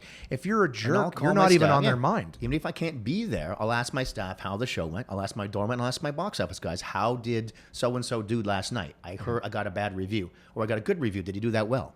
Is he ready to move up? Is he Right. ready to do a spot yet? Is he ready to do a weekend?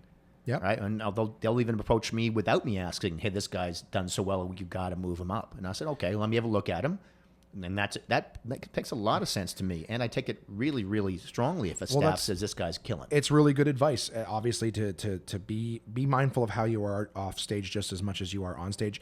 And as I said before, whether you want to do it, as a career, or if you're just doing it as a hobby, either way, you should do it with excellence. There's no excuse for not,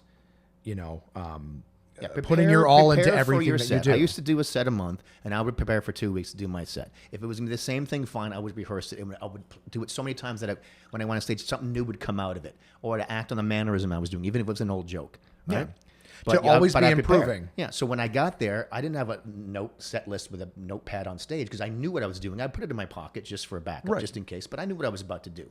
Yeah. And I knew it was going to be 7. That's something that I think that you believe very strongly Oh, I as hate well. having notes, yeah. So people who go on stage with notes and attire, do you want to hit on that? Yeah. I just dress like you just didn't fix your truck and walked on stage. Or There was someone on Tuesday night. Of course, this is last week when you hear it, but it was this week, Tuesday night, who went on stage with sandals, and I said, "Don't ever let Jason see you go on stage with sandals." He goes, "Are you serious?"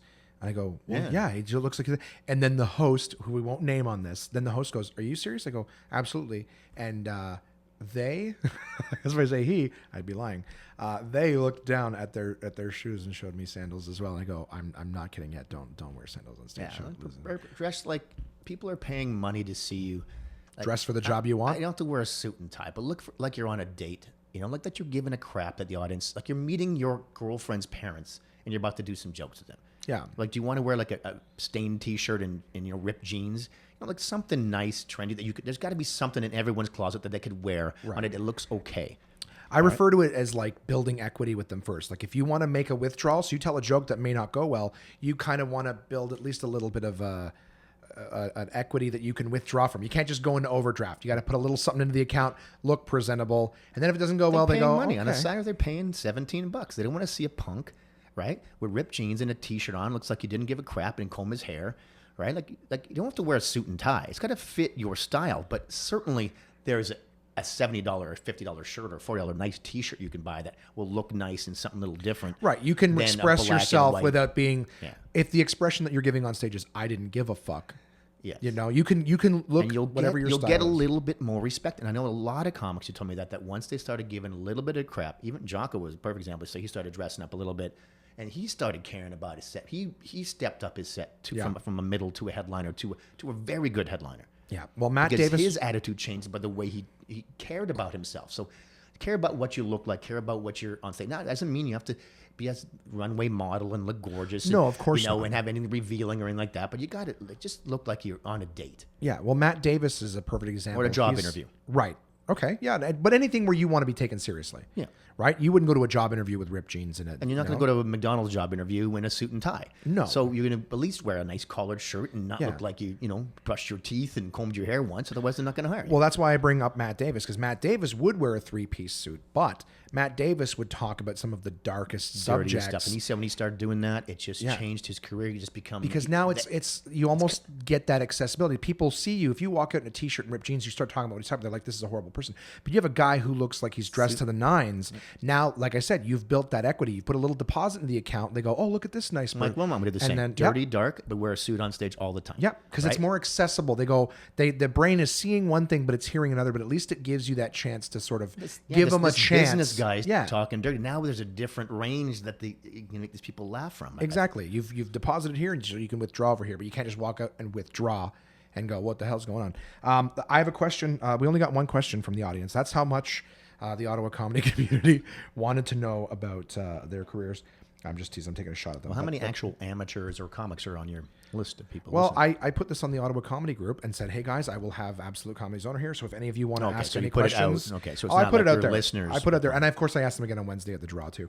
But basically, I did get one question, and I think it's a really good question. It sort of talks about some of the stuff that we were touching on. Was this? Now I told them they would all be anonymous, so I wouldn't tell you who wrote in, so they didn't I'll feel. know who it is. Well, he identifies himself. pretty Simon? good. No, it's not Simon.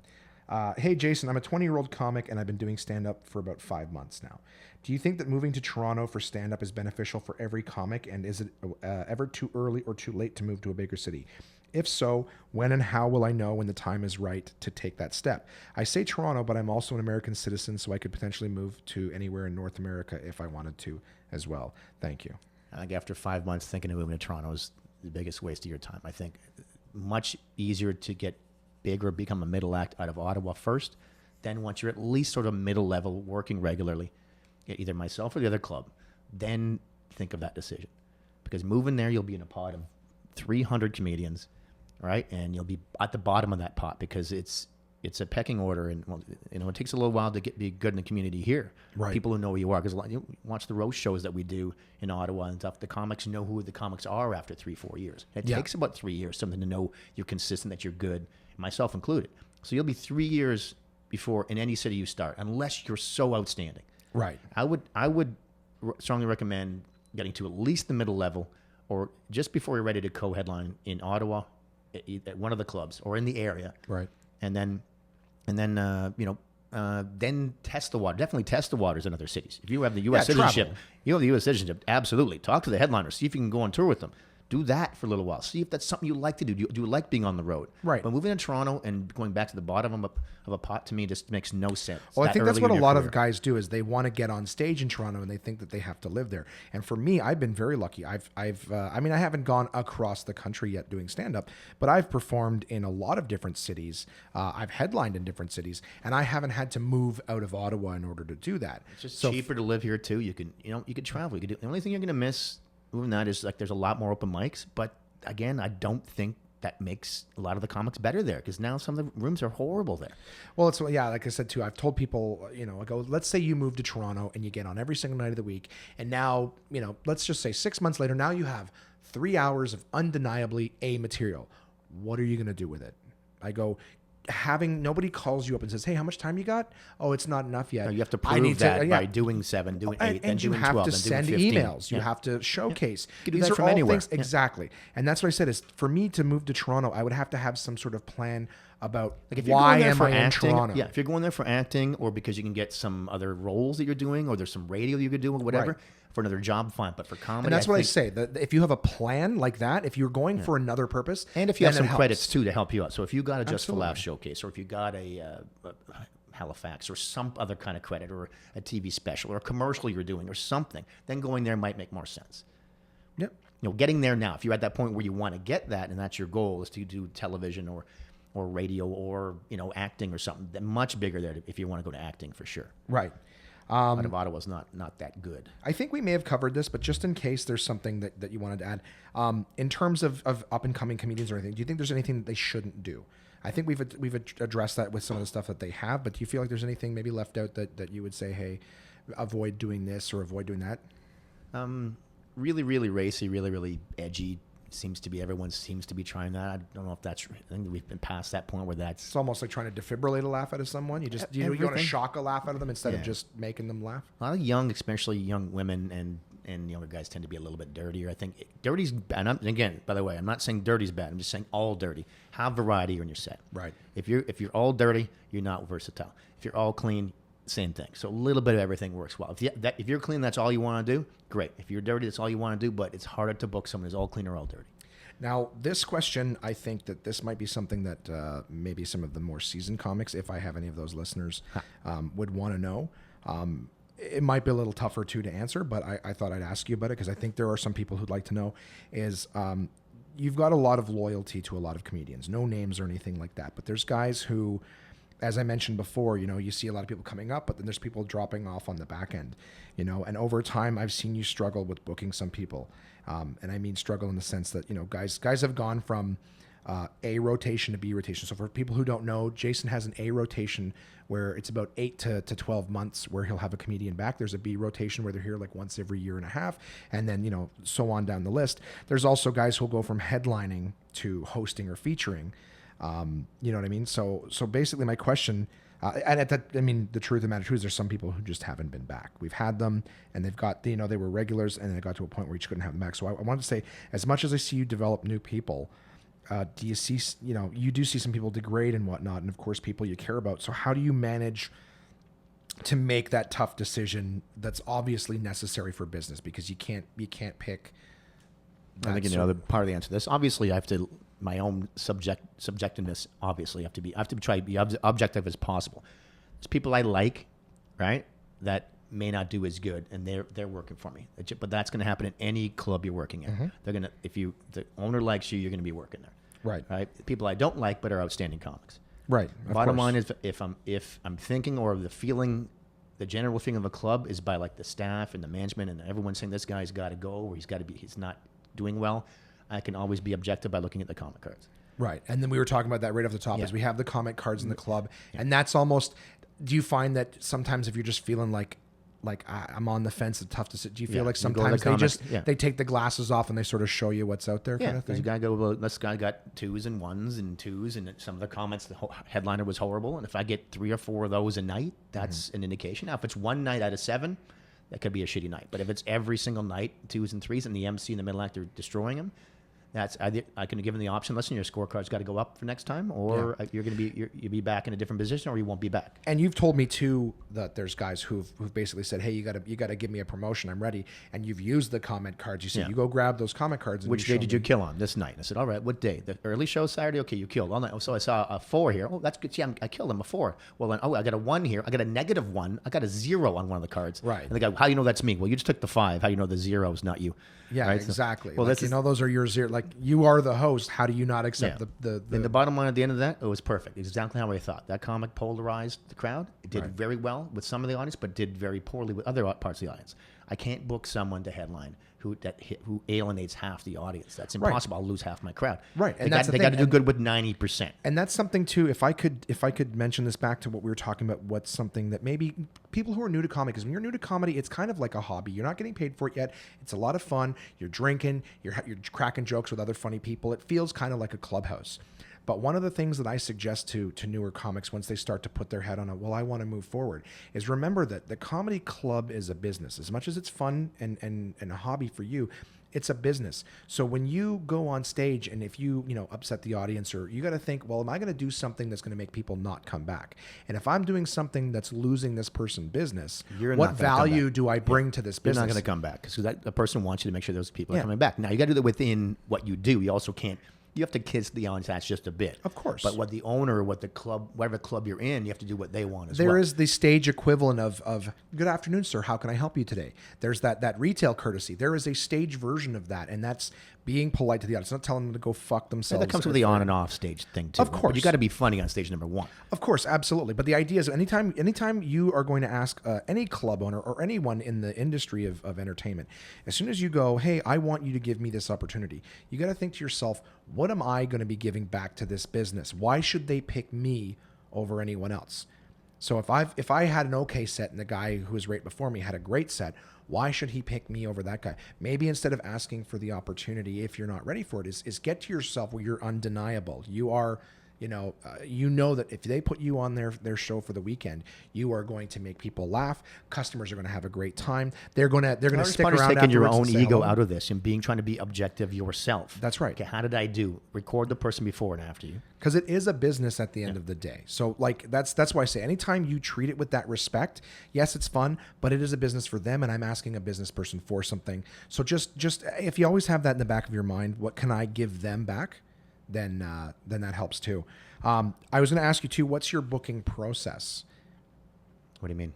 Well, just in the sense that, like I said, you're not like most of what we were talking about today was the amateur stuff, but you aren't just dealing with amateurs, which are of course the biggest pool of comedians to pick from. You've got hosts, middles, headliners. Usually the comics call me. They'll call me or email me when they think they're ready to book. There's some favorites I have that I call on a regular basis once I see they haven't been here in a year. Right. In 6 to 8 months. But I usually tell the guys to call me.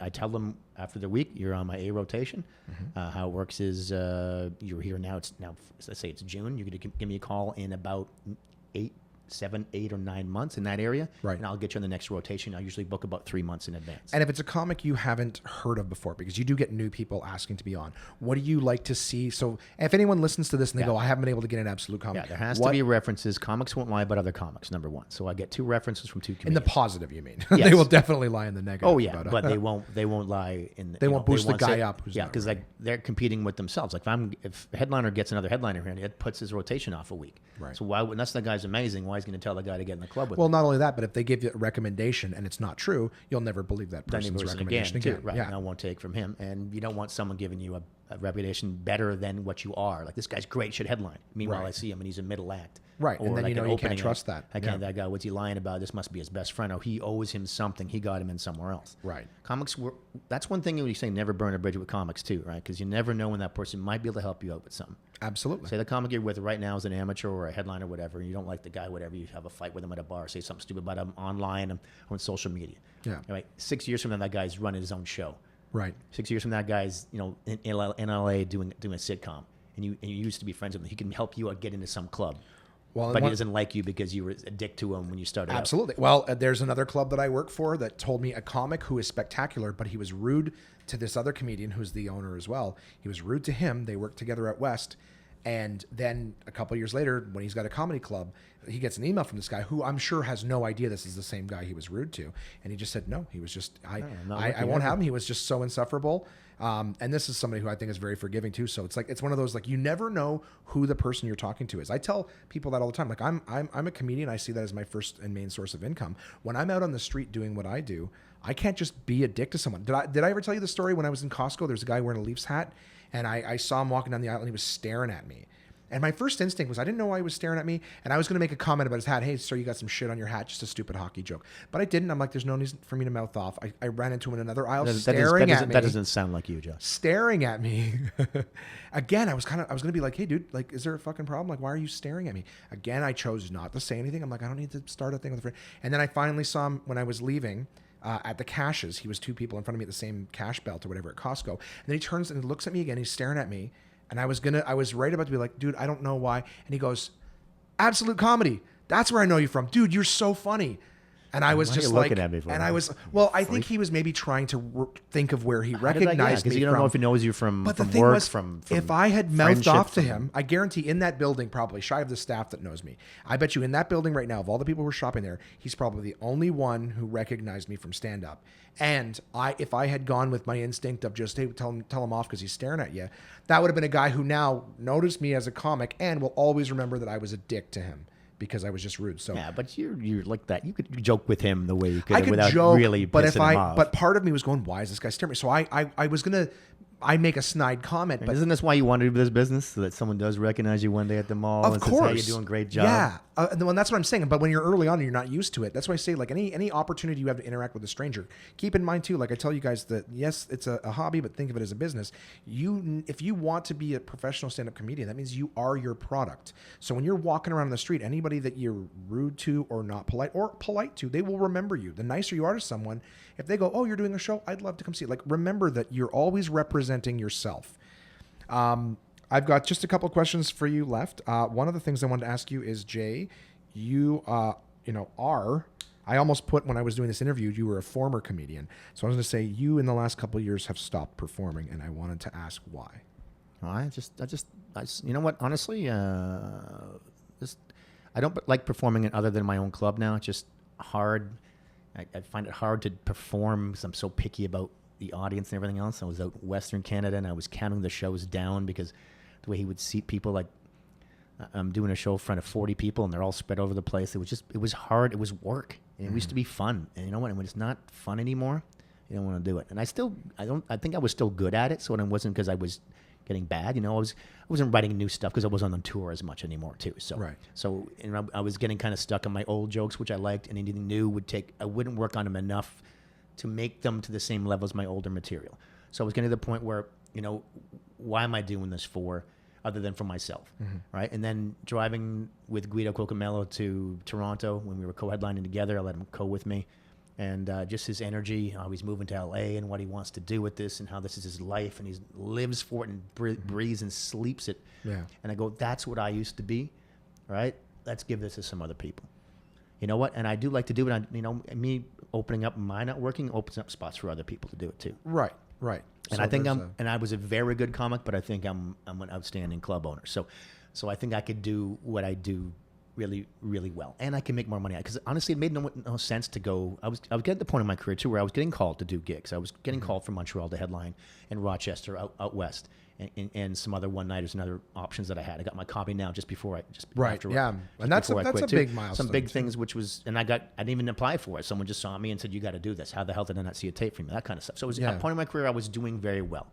Reasonable respect from the comics. Not great. In no way I'm the best comic on my roster, but in no way I was the worst. All right.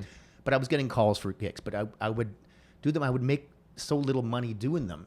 And I would be so stressed out being away from the club and other stuff. Right. Especially when I got the Kingston Club was probably the big kick. Yeah. That's 2 clubs I could handle. It was fine. Well, the you had done club you'd done became Comedy Now too much. that year, and now we're opening another club. So it was kind of like the time resource. Yeah, going and you from- need to focus on your comedy. You have to write. You have to take that afternoon off where you just think of nothing and get ready for that show. Where I couldn't do that anymore because I had the clubs to think of, the phone to ring on the way to a gig.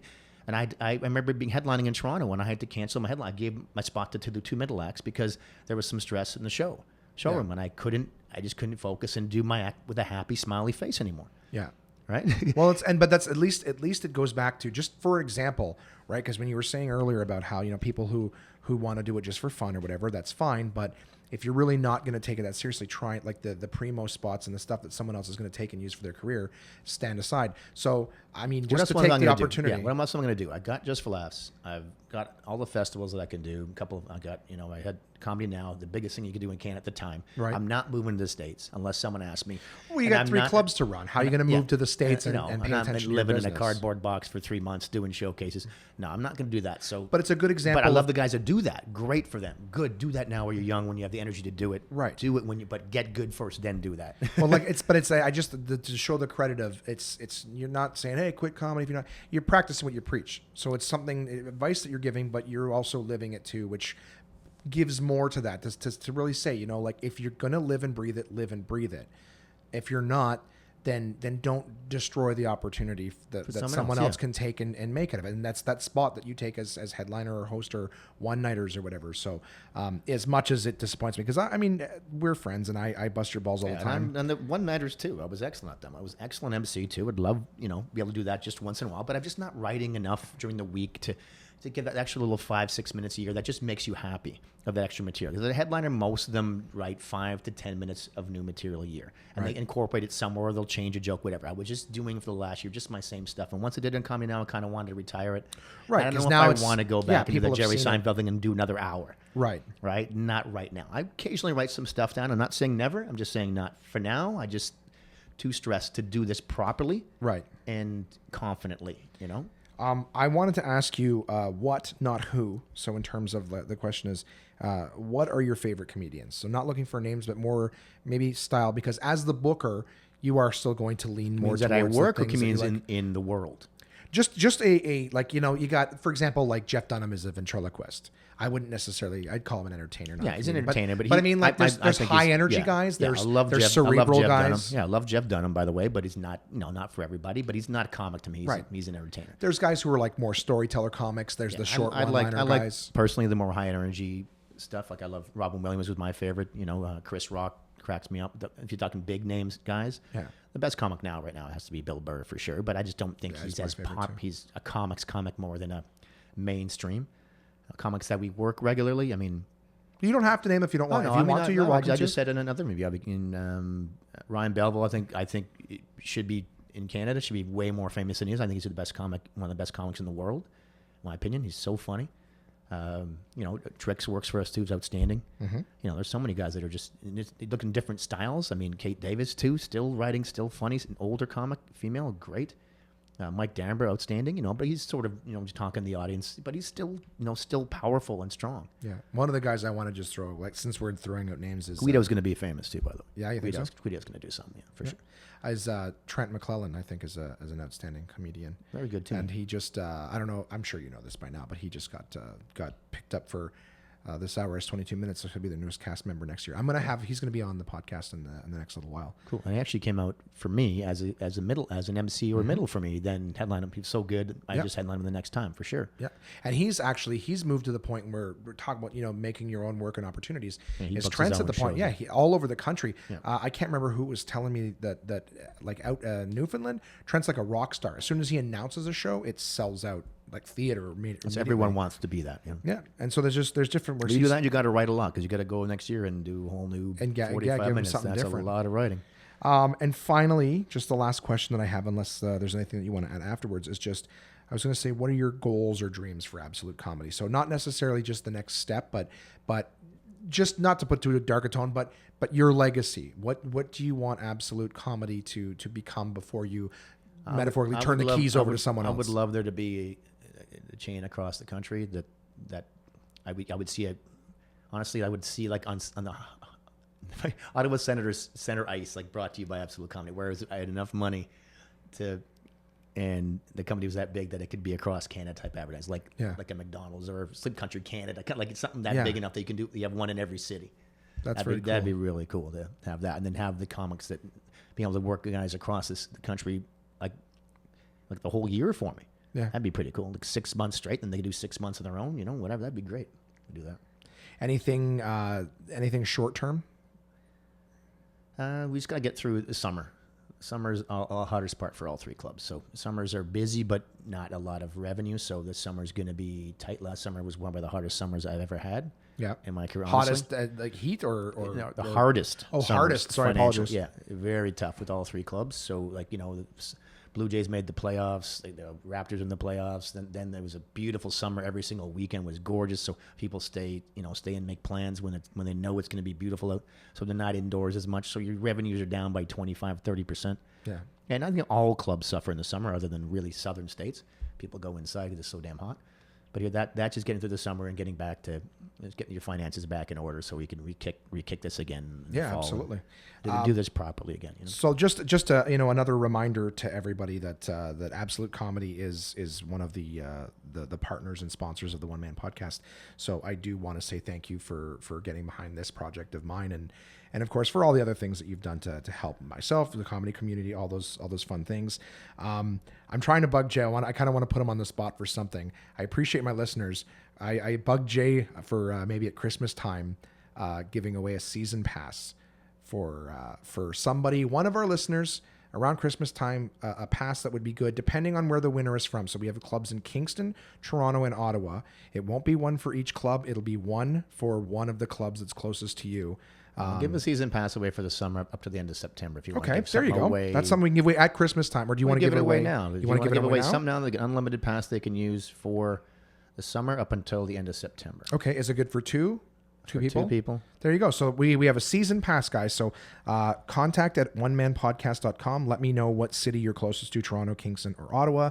And this is a pass that's good for 2 people, basically, for any show that you can make it out to. Obviously, reservations and such require. Everything's on the pass. But we can give that to someone, get an opportunity to get out. Tell your friends. Bring a different friend every time. You know what I mean? Just to show people what we're doing here. We do appreciate that. Check out absolutecomedy.ca, guys, to find out the lineups and everything. If you're come a and fan, support the Premier Comic Competition in Ottawa and in Toronto, by the way, as that's well. right. Too. Toronto is and that's- Tuesday, Wednesday, and Thursday, Yeah. not Monday, Tuesday, Wednesday, like Ottawa. beginning of the week, all weeks in July, and then the finals are the first week of August. Yeah, at both clubs. And keep in mind too, guys, if you're looking for a great night out, dinner and show packages are available. We do staff parties either in-house or abroad. All the information, absolutecomedy.ca. And there'll be more updates because they are partners, so you'll hear whatever's going on. I will plug you on the regular One Man Podcast so you know what's going on. Like I said, check out the website. Like Absolute Comedy on Facebook. Follow Absolute Ottawa, Toronto, or Kingston. Each have their own Twitter accounts. So yeah, I mean, really appreciate you taking the time to talk about your history, Jay. And now we never have to do this. Now everybody knows. Now everybody knows. So thank you everyone for listening. It's been a long episode, but we appreciate you, sort of bearing with us. And now you know a little bit more about the man behind the scenes. Thanks for talking with me, Jay. See you later.